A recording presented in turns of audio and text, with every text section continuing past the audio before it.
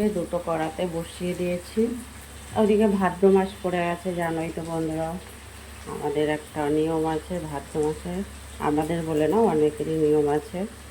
ঘর বাড়ির ঝুল এটা ওটা ঝাড়া ধোয়া পরিষ্কার করা। তো আজকের হচ্ছে ওপরের সমস্ত কিছু পরিষ্কার করছি। তার সাথে সাথে এদিকে রান্নাও বসিয়ে দিয়েছি, কেন কি বেরোতে হবে। ঝুল যাচ্ছি বলে যে বাড়িতে থাকতে হবে তার কোনো কিন্তু সেরকম কোনো ব্যাপার না।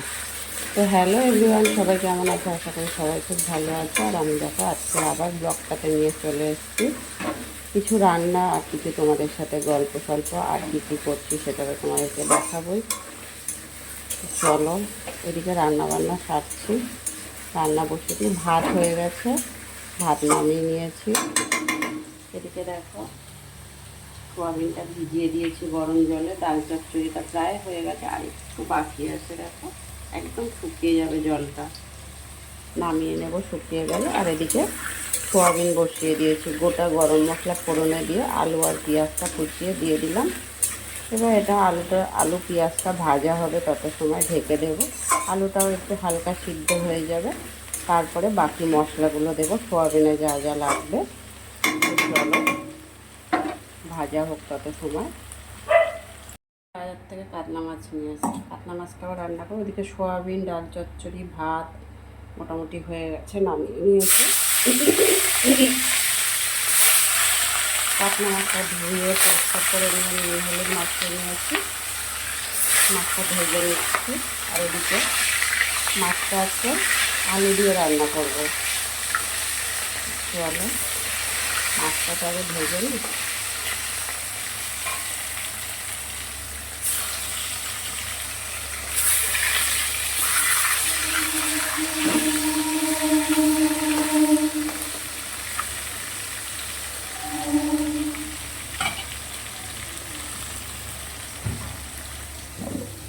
এদিকে দেখো আলুগুলো কেটে নিয়েছি বেশ বড় বড় করে, বড় বড় সাইজের আলু কেটে থেকে নিয়েছি লম্বা লম্বা করে।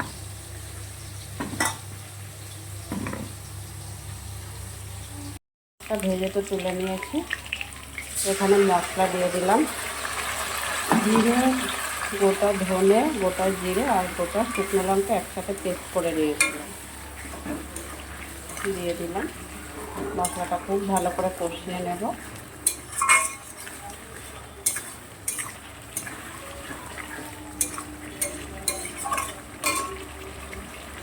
বন্ধুরা মাছের ঝোল প্রায় রান্না হয়ে গেছে, মাছগুলোকে দিয়ে দিলাম। এবারে আর একটু বেশি না, এখানে 3 থেকে 4 মিনিট ফোটাবো, ফুটিয়ে নামিয়ে নেব। এইভাবে কে কে আলু দিয়ে জিরে ধনে শুকনো লঙ্কা পেস্ট করে মাছের ঝোল খাও, অবশ্যই কমেন্ট বক্সে জানিয়ে যাও কেমন। এবার ফুটে উঠলেই নামিয়ে নেব। আর দেখো এদিকে প্রায় রান্না হয়ে গেছে। এদিকে দেখো আমি রোজ কত করে বাসন মাজতে হয় আমাকে, বুঝতে পারছো তো? তো যাই হোক, ওপরে তো ঘরের ঝুল টুল সব ঝাড়া হয়ে গেছে। এবার শুধু ঝাড়ু দিলেই হয়ে যাবে, ঝাড়পোছ সবই হয়ে গেছে। নিচে রান্নাও কমপ্লিট। এবার নিচের ঘরের বিছানা মাদুরগুলো তুলে স্নান করব, ঠাকুর পুজো করব, বেরোবো। তো যাই হোক বন্ধুরা, ভিডিওটা এখানে বেশি বড় করব না। কে কোথা থেকে ভিডিও দেখছো অবশ্যই কমেন্ট বক্সে জানিয়ে যাও। আর হ্যাঁ, যারা আমার ইউটিউব চ্যানেলে দেখছো একটা সাবস্ক্রাইব করে পাশে থেকো।